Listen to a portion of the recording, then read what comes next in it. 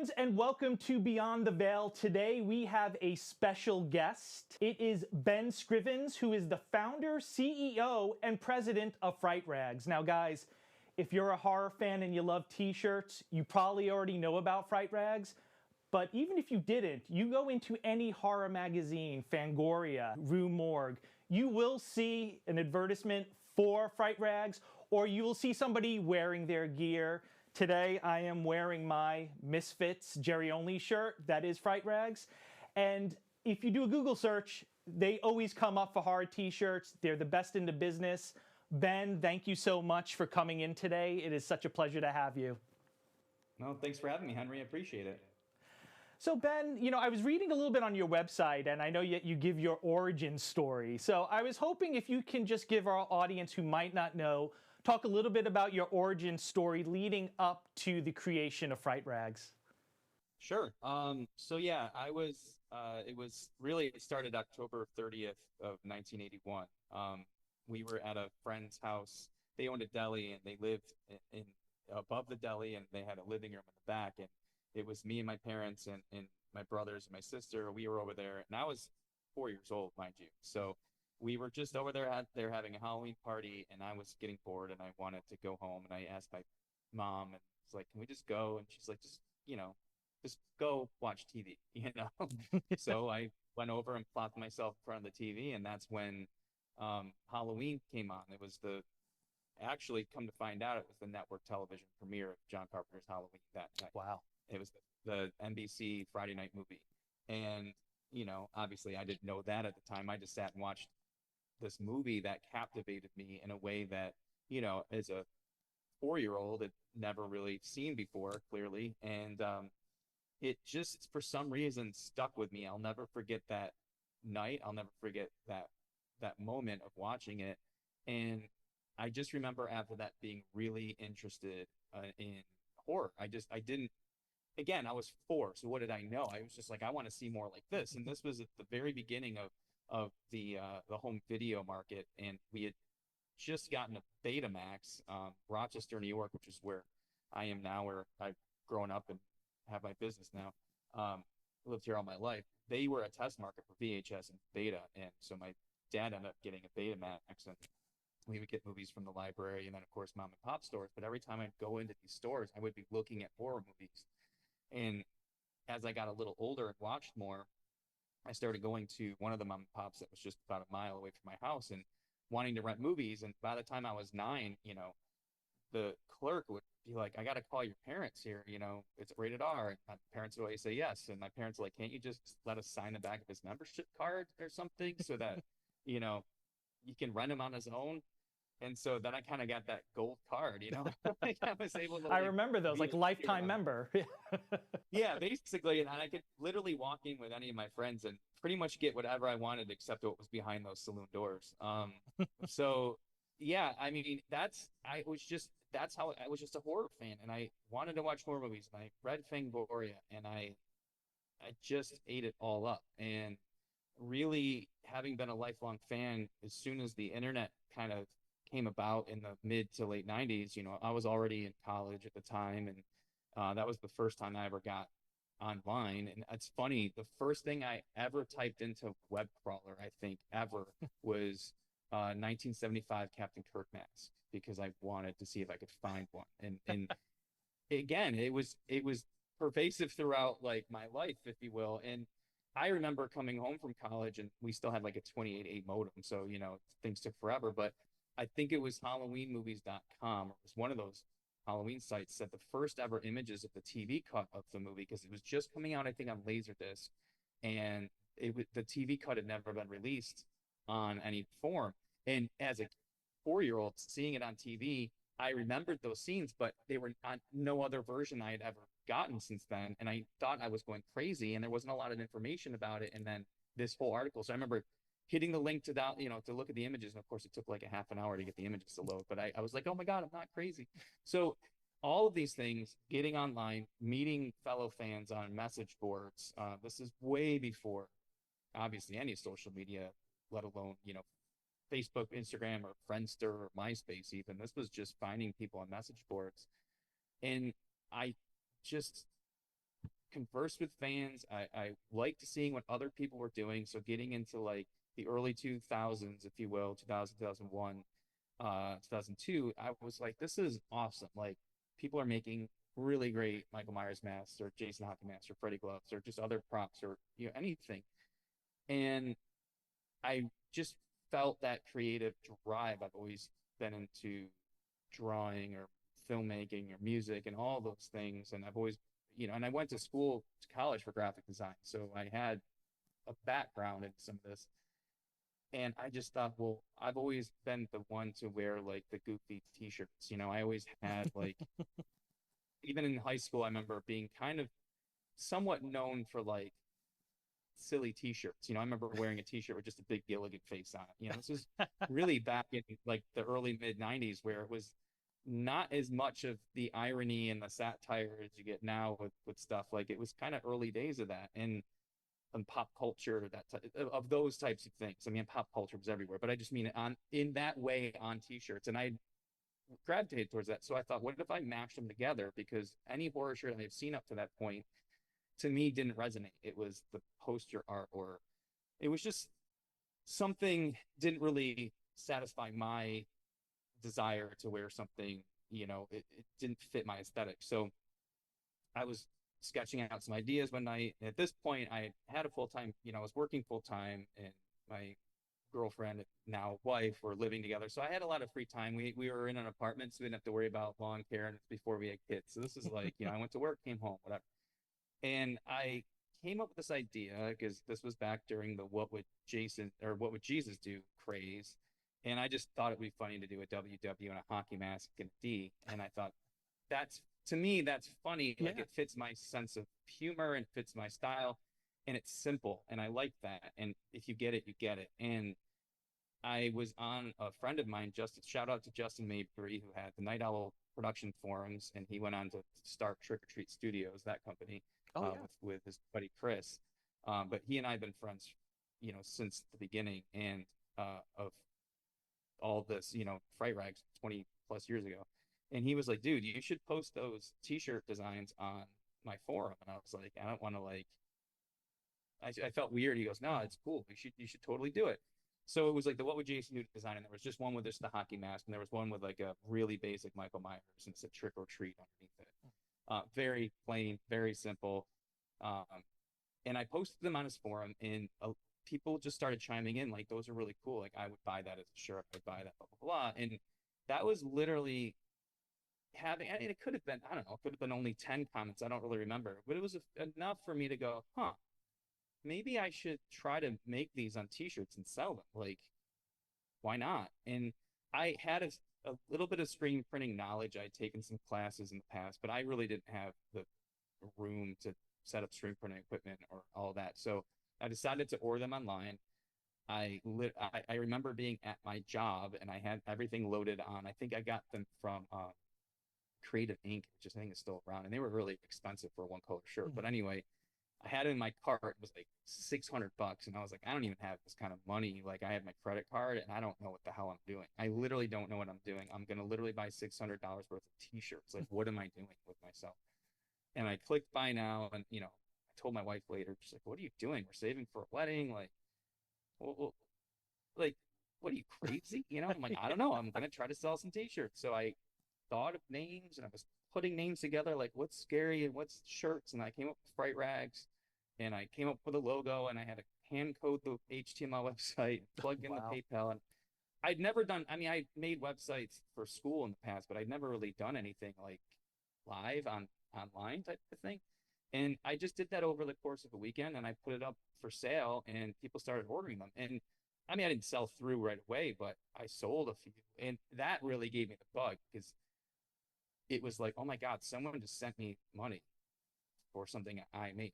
And Yeah. that really was this like, it's that almost like that high you chase. And, but it was some, there was a satisfaction to it. And it wasn't that's the thing. It wasn't about money. It was about connecting with somebody when you have something that you made that you think is cool and somebody thinks it's cool enough to send you money and get it and then wear it proudly. Like that's what it was all about for me. And that's in a nutshell, in a very long nutshell, that's how it started.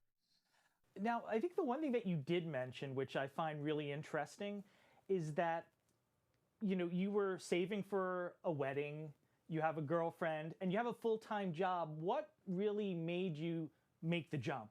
Because there are a lot of like small business or would-be small business owners or entrepreneurs, but it is a scary jump to make. So was there one moment in time where you're selling the t-shirt and you're getting this high, you're saying, all right, I'm going to just go all in and leave my full-time job and leave that security blanket?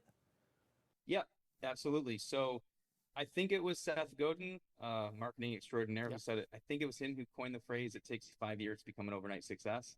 And that was essentially my trajectory. So when I started this, I mean, it was not you started it and you quit your job and you were doing this for a living. Not at all. Like I funneled any bit of money I made off of that was literally just the business money. I didn't take anything out of that saved for maybe a Friday night. I would go to the store and buy some beer because I was gonna stay up and watch, horror movies all night or something. But literally all that money was saved for uh printing, or eventually when I hired artists, or eventually when I, did marketing or whatever it was.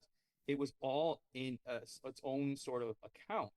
And as time went on, I literally spent pretty much all my free time on this. This was, I mean, I would wake up and pack orders in my house. I would take them to my job because my boss let me bring, because I didn't want to leave them outside my house for the postal guy to pick up. I would bring them into our office where I worked, set them down. I would spend lunch breaks filling out the international forms that you had to hand fill out. I'd spend my lunch break filling those out and staying in line at the post office so I get international orders out. I'd spend nights doing customer service, coming up with new ideas, all that. So I was doing all of that. And I was, I don't know, it started picking up, but I was, it would be a couple orders a week and then they would die down. And I'd be like, maybe I shouldn't do this anymore. Then an order would come in. So it was trickling in, and then it started picking up. And then other things started happening. I ended up getting a shirt and Hot Topic 2005. And I picked up a couple others, which we had to do all the work. We had to print, fold, ship, all that stuff within. That was very stressful, but I had never done anything like that in my life. And I wasn't a business. I was literally one person with a guy who printed shirts down the street from me. Like that's what we were. So, because I ended up moving to a local printer, so I was able to, he lived right around the corner from my office. So I'd go after work, pick up shirts, that type of thing. So years went by, and this was, so I started it in September of 2003. And in the summer of 2007, my wife and I were visiting some friends, and my friend was like, hey, like, don't you think you can quit your job now? And I was like, I don't know. I don't know what that even would look like. I don't know. And we had just had our daughter, so it was like, I, I, I don't know how to figure that out. And when we got home from the trip, I started thinking about it more because, to rewind just a little bit, 2005, I was really at an impasse. I liked my job enough, but I really wanted to go do something else. I really wasn't being fully satisfied at my job. And I was brushing my resume and my portfolio and all these things. And I remember being stuck in traffic. It was in January 2005, and it was cold and snowy, and I was worried about trying to get my resume and brushed up and getting, trying to apply for jobs. And then I still want to do Fright Rags. I asked myself that question. I was like, if literally uh, money wasn't the object here, like I could wake up tomorrow making what I make at my job doing Fright Rags, like just even everything out. Because at the time I wasn't, but just if I was, if I woke up tomorrow and I could pick one thing to do, whether it's Fright Rags or get a new job, making the same amount of money, what would it be? And it sounds like the answer would be obvious, but I hadn't really formalized that in my head yet. I hadn't really seen it. And when I spoke it out loud, Fright Rags, that's what I would do. It crystallized something in me that just started pointing everything in direction. And I said, screw it. I'm not going to update my resume. I'm not looking for a new job. I'm going to stay here. Because again, I liked it enough. It was fine. I just wanted to do something different. And I'm going to funnel all my energy into it. And that was 2005. So I started really pushing it more. Now, fast forward to that 2007 moment where I was like, I don't know if I can quit. I am doing pretty good at this. It's making money, but I don't know if I can quit. So what I did is at the time, online savings accounts were yielding like 5% interest. And I thought, all right, well, if I sign up for an account, this one bank that I have no other affiliation with. It's not like it's some bank I have all my other money at. And I take what I make at my, if I take the sum that I make every week from my full-time job, if I take that amount, I don't remember what it was, $300 or something. I don't even remember. If I take that amount out of my Fright Rags money account and automatically deposit it into this high yield account every week, like it's a paycheck, but I'm not going to look at that account. I'm going to put up the card they give me to access it. I mean, I had online access, obviously. So I don't want to think about it. So I just went about my business. I worked, I made shirts, I got designs done from artists and stuff. And I realized about 5 or 6 months later, nothing changed. I was making money, the business was running. Oh, and by the way, I had 5 or 6 months of income built up. And so at that point in January of 2008, I decided to leave my full-time job. But as a backup, I went to a small graphic design firm, which I actually really wanted to work for. It's just one woman works there and she has one other person there. And I've always loved her work and I wanted to work for her when I got out of school, but she didn't have any openings. And she needed a part-time junior designer, and which at the time I was overqualified for. I mean, she even told me that. She's like, why are you interviewing for this job? I'm like, because I just want to work part-time right now. I'm doing this other thing. I have this other business. I just need to make sure I'm making some money. I just was worried. So I started with her in March of 2008. So I was working like 20 hours a week. And at that time, I'd hired my first employee, which was my friend Tim. And he would just come to my house and fill orders while I was at work. And then I would come home and then, do my other things. By July, so what is that, like 4 months later, I had to tell her I had to quit because I was too busy. And I realized that my heart and my soul was in this one thing and I couldn't deny it anymore. But at least at that point I had transitioned. It was not this one moment where I quit everything and just jumped off a cliff. I had sort of transitioned. So in that sense, I feel like I did it in a very uh, calculated way, but it was still scary. That July of 2008, and I was literally waking up the next morning and I was like, I have no job. This is it. And it's been like that ever since. And I think there's a lot of takeaways from your story, and I think one of them is financial literacy. And I think that's where a lot of entrepreneurs might fall short, that they don't have a plan in place that eventually, their business, when it does take over as their full-time job, they don't have necessarily the foresight or that guidance to put money aside, look for high yield account to put that money into, and also that you're following your sweet spot.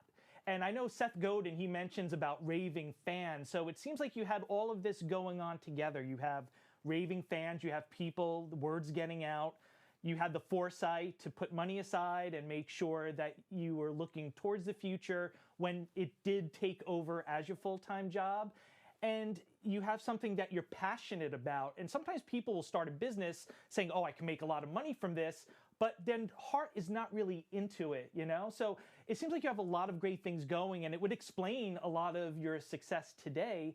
Now, getting back to the t-shirts, I know you mentioned about that one design where what would Jason do with the hockey mask. What were your first t-shirt designs? Like, what was like the first lineup of Fright Rags? So yeah, the very, very first was that what would Jason do? And then just the hockey mask. It was the same hockey mask in that design, just blown up. And then it was a Michael Myers looking face. I knew early on that what I was doing had potential legal ramifications. I did not know much about licensing, and also didn't have any money. Like, I had zero money. So I knew enough to know that I was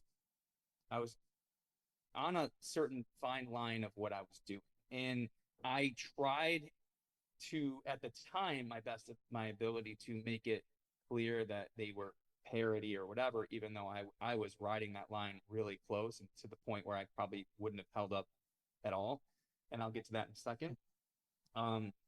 So those were the first batch designs. That was September 2003. I actually, weirdly enough, I signed my first license agreement not too long after. I just found it actually. I found the facts because this is going back 20 years, right?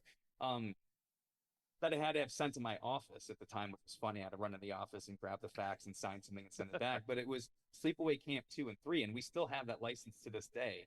And I had contacted the writer director of 2 and 3 because I mean I love part 1, but 2 and 3 are my jam. I have a part Yeah. 2 poster right here.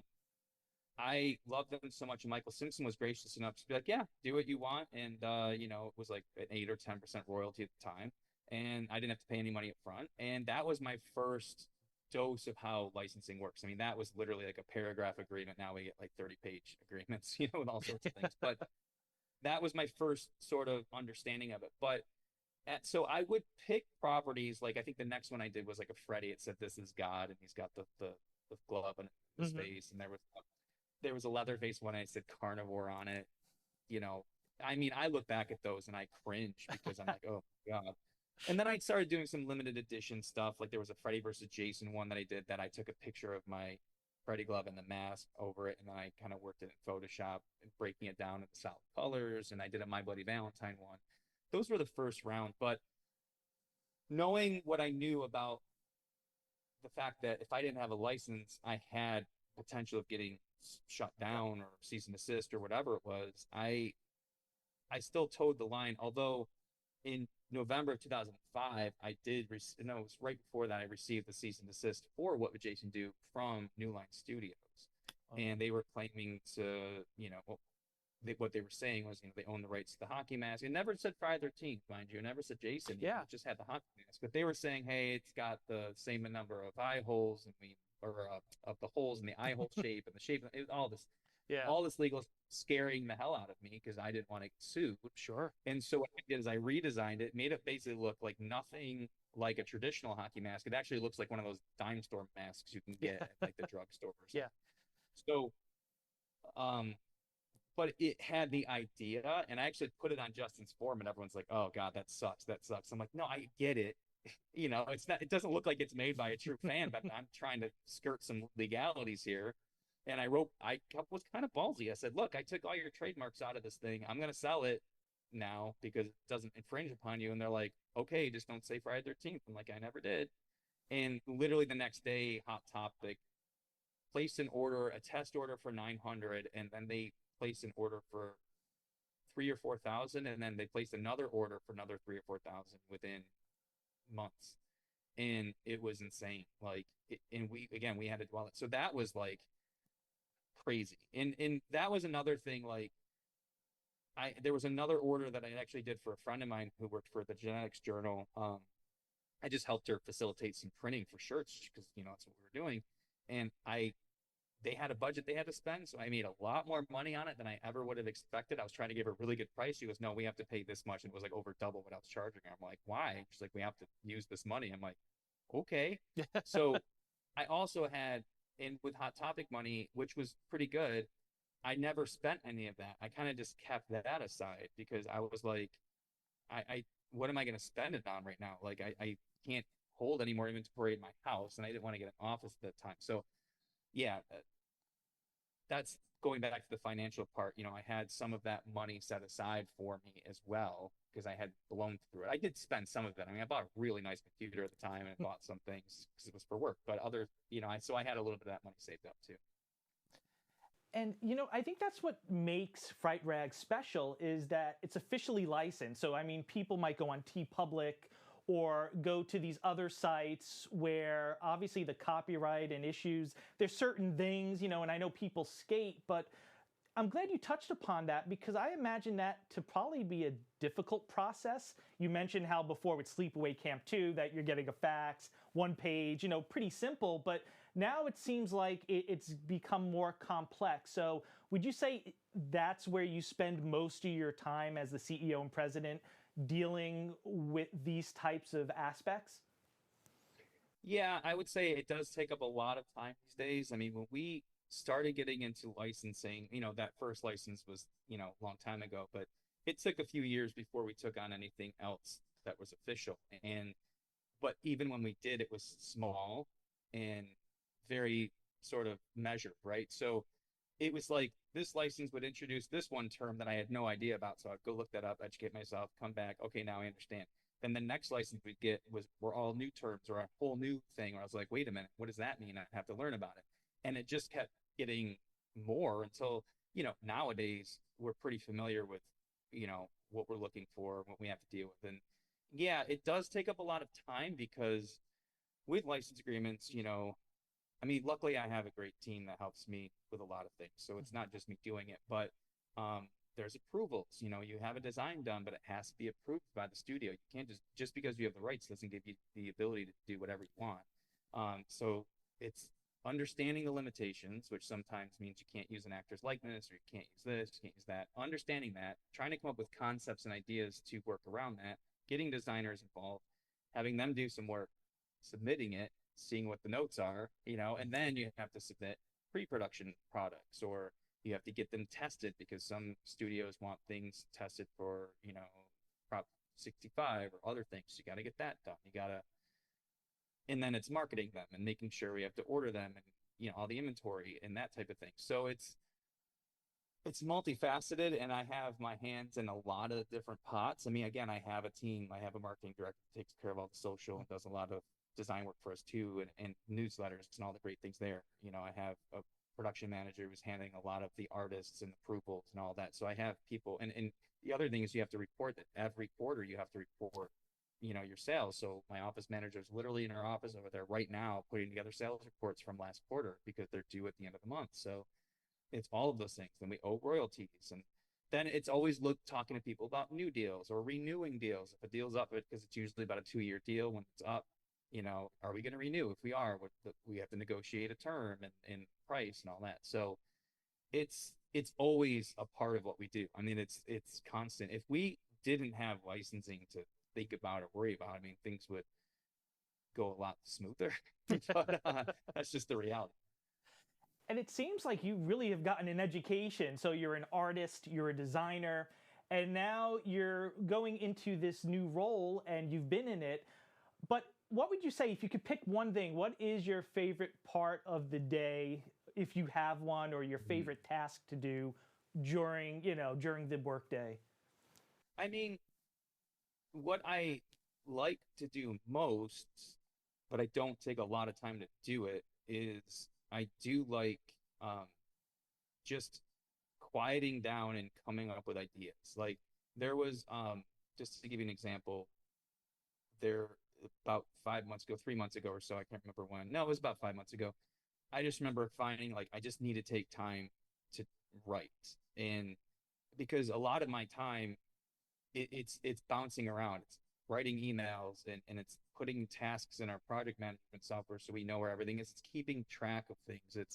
It's constantly bouncing around. And I I feel like like my personality is well suited for this because I am equal parts creative director and I'm also the business person, right? So I, I was an okay graphic designer. I was never going to be amazing, quite frankly. But I think my strength is that at least I understand things about design and I understand what is good and what is bad. Again, it can be subjective, but in my mind, I have a clear idea of what I like and what I don't like. Pretty darn clear. And Yeah. I've worked with people that can fit in that type of aesthetic. I see people that go, no, that person's art is amazing, but they don't know composition, or that person isn't so good. Man, that composition's amazing, or things like that. So again, subjective. That's just me. But I like that because I feel like I can direct these things, but I also let people do what they're good at, and I can kind of look at it, and go, yeah, that looks awesome, or maybe we should tweak this, whatever. But on the business side, I'm also a fan of numbers and getting into, you know, percentages of things and costs and the financial stuff. I enjoy that, and I enjoy just the overall business aspect. So I'm just a student of it. So I do like that. But my point, going back to what I was saying before, is I took some time and sat down, and I have some magazines, or I have mostly physical stuff. Like I can go on my iPad or whatever, but I try to stay away from the screen if possible, unless I have to look something up. But I'll look through old magazines or old things, and I'll just start brainstorming ideas. And it's all of our stuff comes from a place of nostalgia and of course the love of the genre, but sometimes I I need to get back in touch with those things, and I need to feel how I felt when I was a certain age. And weirdly tangential to this, but it does make sense to the overall conversation, is Kimmy, our office manager, and everyone else here will laugh at me for listening to Wilson Phillips. I unabashedly love Wilson Phillips. I love that band.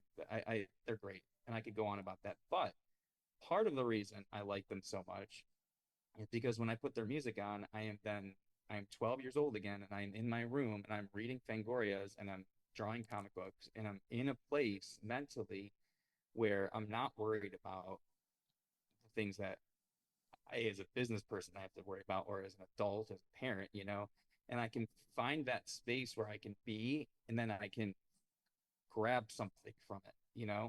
And so, just as an example, in this one particular time, I was probably listening to Wilson Phillips, but I was sketching out ideas, and it was like on a Saturday or a Sunday where I didn't feel like I had to do work, and be needed anywhere. And I was just drawing out ideas, and I did revisit that a day or two later, and I picked out the ones that I thought were actionable, like, okay, this makes sense for us to do, like, great. And one of those ideas was this product we just released last week called the Fright Scope, which is essentially a viewfinder, or like a viewmaster with the reels. And I thought, wouldn't it be cool to do one that's horror based, that we can make reels for other movies, and people can, if they have their old viewmaster, great, but if they buy this one, it comes with a couple of reels that you can't get anywhere else, and then we'll make one. I'll have to see about getting licensing for all these other movies, but if we can make it work, nobody else is really doing that, because that's another thing, trying to find a space in a category where it's not so crowded. And we released them last week, and what I like, I mean, they've been selling really great, and the people caught on. They're like, "Oh my God, I had this when I was a kid," or "Oh my," so that's what I'm looking for. If we can capture that, if we can grab that, that's what it is. So anytime I can get back into that headspace, it's usually productive. And I'm glad that you mentioned the viewfinder, because when I saw it on your website, I immediately thought back. I had one that was red and it had the orange like little handle, and it brought back really good memories. And that's what I also like, because obviously, I mean, t-shirts are your bread and butter, but you've also expanded into like wax packs. I love wax packs. And if you ever get a chance, if you're looking on the channel Mortisect, I actually opened up, I believe it was Day of the Dead, a pack of those cards. And I love it because, in the 90s, they started moving to the foil. But as a kid, I remember getting like Batman cards or Garbage Pail Kids, and you would open up that wax pack, the feel of it. So I could see as a fan, going back in time, that nostalgia certainly hits people my age and some younger maybe, and a lot older. So it seems like that's your demographic, but it is nice to be able to see those things because you feel represented. You feel like, all right, this person gets it. So to confirm that, yeah, I thought that was really cool. Now, what do you see as being next for Fright Rags? Because you're already covering the t-shirts, you're doing other stuff. Is there a certain aspect or a certain product you want to expand on, like wax packs, or looking to get into something newer that maybe the market is demanding right now in horror? That's a good question. I think part of that is we're always on that quest. So it's, I can plan out for the most part a 2-year plan in terms of, and what I mean with that is we can look at the deals that we have, the current agreements, the licenses we have, and say, okay, this deal ends this date.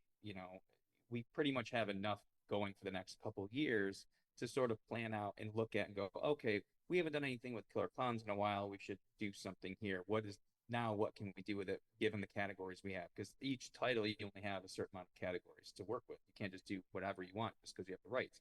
If we don't have rights for, drinkware, we can't do drinkware.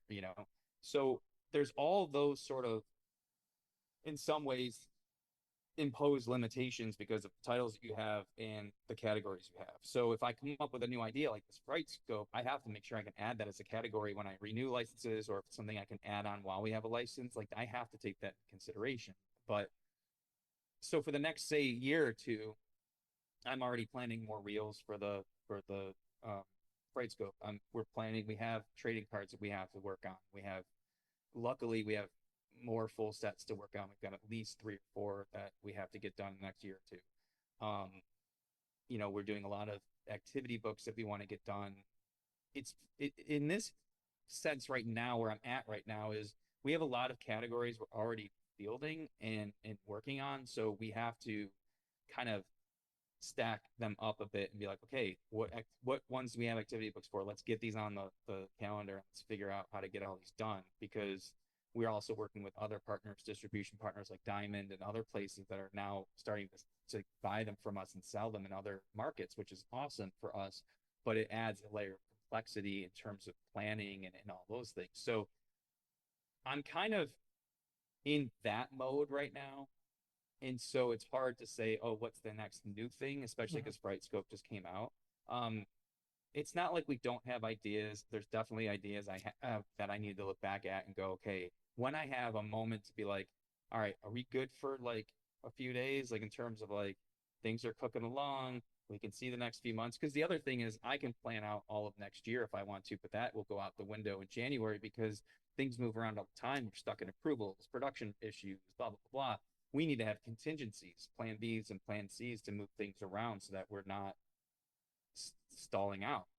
And that takes time and effort to put together. So, in terms of the next new thing or the next thing we're working on, yeah, I have ideas. I don't know which one of those is going to float to the top. And, because there's conversations to have about production and about licensing and stuff.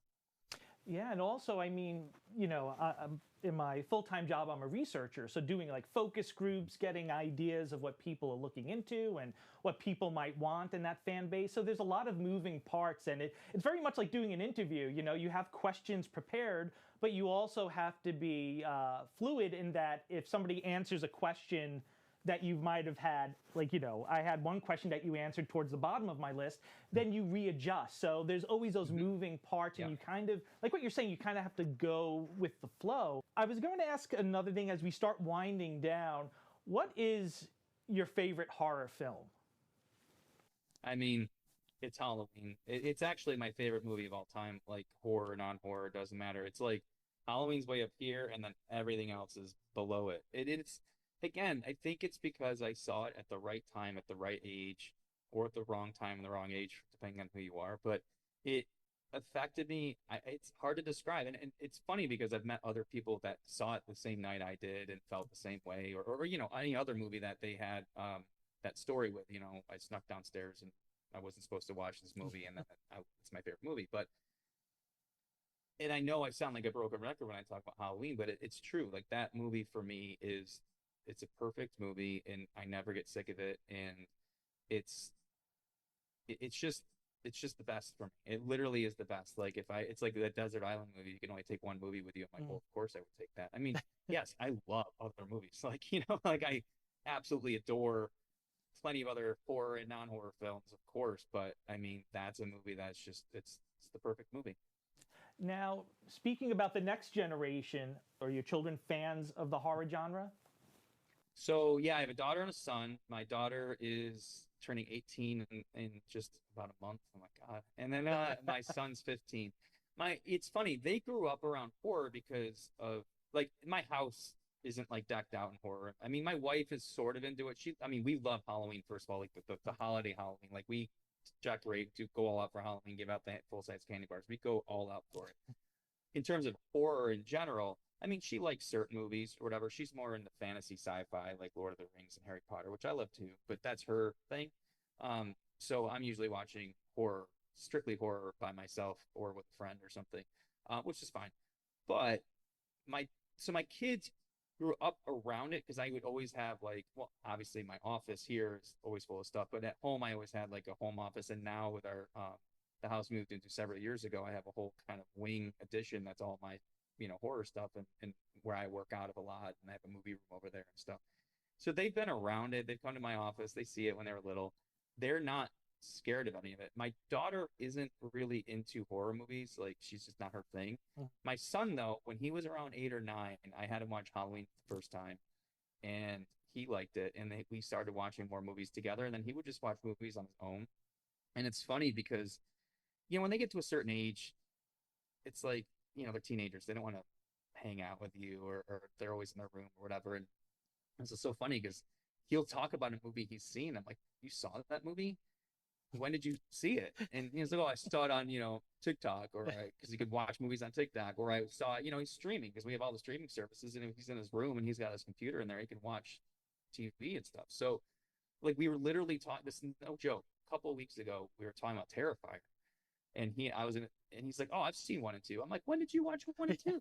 He goes, I watched them in class last year. I go, in your class? He goes, well, yeah, remember my science class, we didn't have like a teacher for half the year, so I watched it on my Chromebook. I was like, I don't know if I should be pissed or really impressed, and I'm kind of a little bit of both. But I'm like, that's actually kind of cool. And I took him to see Terrifier 3 last week. So he loves horror. He's not as into it as I am, but he likes it. And it's funny now from this perspective because we can watch a movie and I can be like, oh, hey, I know that person, or yeah, we've worked with them, or I've been there, or whatever. And he's like, what? I'm like, yeah, like that person's my friend, or whatever. It's funny now because he's like, what? You just, can't believe that, or whatever. And it's a different perspective than I have as a kid, of course. And it's funny when you mentioned like Art the Clown and Terrifier. Hopefully it was like a biology class, because then you can kind of make the case for watching Terrifier in school. And if anybody's in Rochester, go by Ben's house because he gives the full-size candy bars. I mean, that's right. I'm sure word gets around that you give out those candy bars. So. We're trying to get the word around. We're really hoping our reputation picks up. I mean, we really want this to happen. Come on out and line up. So Ben, as we wrap up today, and thank you, you've been an amazing guest. Is there anything that you would like to plug to the Mortisect audience? I mean, I would just say, check us out on all social platforms, at Fright Rags, one word, Facebook, Instagram, Twitter, X, or whatever.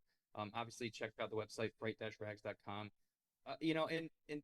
Really, I'll just say the best place to get our information is to sign up for our newsletter, whether a text or an email, just so you're in the know. I mean, a lot of, it's unfortunate because with algorithms and things, people don't always see what you post. And we just had a release literally a couple hours ago, and there was a limited edition bundle we had other shirts available too, but there was this one bundle, and people like, oh, I missed out and I didn't know about it. I'm like, well, we've been advertising this on social, but also on our email newsletter. So we do our best to keep people informed. I mean, I understand, like, people are working, there's a lot of things going on, and I totally get it. But if you know in advance, like, you can plan. So that's all I'd really say. And honestly, just, thank you for having me on here too. And also just thank anybody watching. And if you know about us or like to comment or a post or order from us or anything, we appreciate it, because we're really, like, it sounds maybe cliche, but we can't do this without everybody. You know what I mean? Yeah. Like, we can't